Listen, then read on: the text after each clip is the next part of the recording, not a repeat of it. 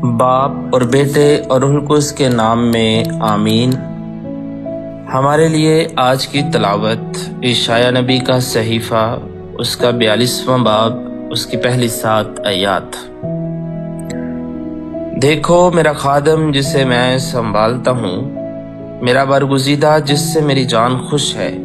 میں نے اپنی روح اس پر ڈالی اور وہ غیر قوموں کے لیے عدالت جاری کرے گا۔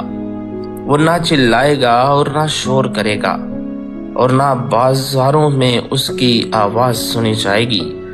وہ مسلے ہوئے سرکنڈے کو نہ توڑے گا اور نہ ٹمٹماتی بتی کو بجھائے گا۔ وہ راستے سے عدالت جاری کرے گا، وہ خود بھی نہ ٹمٹمائے گا اور نہ شکستہ ہوگا، تا وقت کہ وہ زمین پر عدالت قائم نہ کرے اور جزائر اس کی تعلیم کے منتظر ہوں گے۔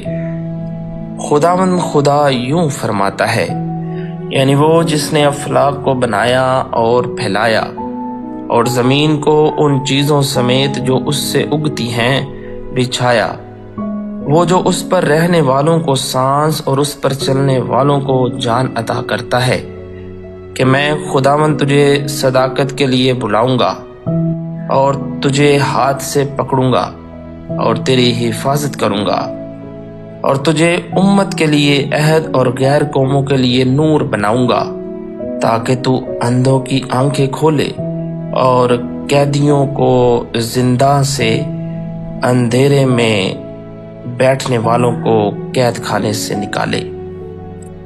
پاک کلام کے پڑھے اور سنے جانے پر خدا کی برکت ہو۔